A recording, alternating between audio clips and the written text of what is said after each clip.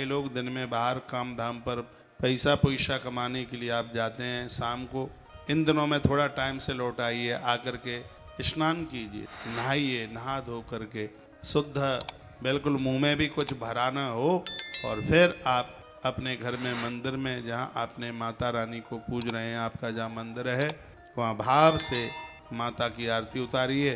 तो दिन भर का जो भी कोई अपराध हुआ होगा माँ अपनी कृपा के द्वारा जला करके भस्मीभूत कर देगी। सायं प्रातः प्रज्ञानो अपापो भवति, निशीथे तुरीय संध्यायाम जपत्वा बाक सिद्धिर्भवति।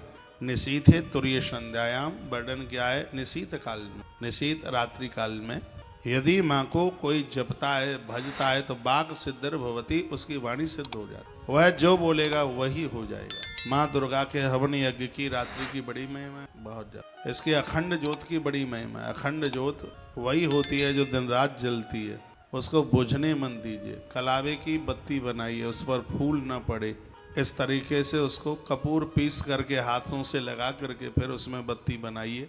उसमें गीले हाथ न हो, यदि गीले हाथों से आप बत्ती बनाएंगे तो बार बार बुझने का भी खटका रहेगा। सूखे हाथों से और आप कॉटन के सूती कलावे की आप बनाइए, बत्ती बुझेगी। एक बात मैं और आपको निवेदन कर दूं, बहुत अद्भुत हो जाएगा, कमाल हो जाएगा। क्या हो जाएगा? पान का पत्ता घी में या तेल में जो भी आप जो जला रहे हैं, रात भर पान का पत्ता उसमें छोड़ दीजिए और सुबह उस तेल घी में से पान का पत्ता बाहर निकाल करके रख दीजिए अलग, और उस घी तेल के द्वारा ये जोत जलाइए। माँ की कृपा से इतना आनंद हो जाएगा, इतना आनंद हो जाएगा कि घर में रोग, घर में गरीबी, दरिद्रता नहीं रहेगी। ये कालिका पुराण का प्रमाण है। पान का पत्ता आप डाल दें घी में या तेल में, जो भी आप जो जला, 3 जोत जलती हैं बेदाने, 3 नहीं 2 जला लो, 1 जला लो। इसमें जो घृत की जो घी की जो जलती है, ये आपके घर के अमंगलों का नाश कर, घर को मंगल कारक बना देगी। बच्चों का शादी विवाह, बेटी अच्छे घर में जावे, घर में बिना लड़ाकू बहू आवे, ये घी की जोत का बहुत बड़ा प्रभाव है। तिल के तेल की जोत है वो गरीबी का नाश करती है, और सरसों के तेल की जो जोत है वह रोगों का निवारण करती है, ये रोगों को खत्म कर। तीनों जोतों का बड़ा प्रभाव है। बीच में तो रख दो घी के तेल की जोत, घृत बीच में रख दीजिए, सरसों के तेल की इधर रख दें और तिल के तेल की इधर रख दें, तीनों जोत जलती रहें, आनंद हो जाएगा।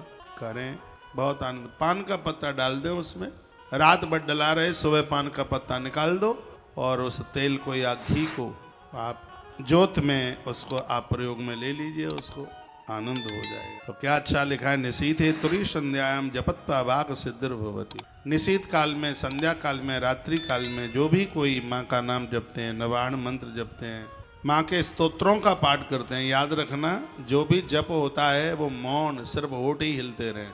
दुर्गा सप्तशती का पाठ करते हैं तो आवाज बाहर आनी चाहिए। किताब को हाथ में पकड़ करके इसका पाठ नहीं, आगे आसन लगाइए, उसके ऊपर भले ही पूरी दुर्गा सप्तशती कंठस्थ क्यों न हो, लेकिन जब तक पुस्तक आगे नहीं होगी, किताब आगे नहीं होगी, तब तक दुर्गा पाठ का कोई भी फल नहीं। आगे चौकी रख लें, चौक उसके ऊपर, और या कपड़ा रख लें, उसके ऊपर आप उस ग्रंथ को रख करके फिर उसका पाठ करें। पूर्व दिशा की तरफ मुंह करके यदि यह पाठ किया जाता है, पूर्वाभिमुख होकर के पाठ किया जाता है, तो इस पाठ की महिमा बहुत जाती है। यदि आप देवालय में बैठे हुए हैं, यज्ञ भगवान के सामने बैठे हुए हैं, या आप किसी सरोवर किनारे या नदियों के किनारे बैठे हैं, तो मुख कौन सी भी दिशा में हो उसका बिल्कुल किसी भी प्रकार का दोष नहीं लगता।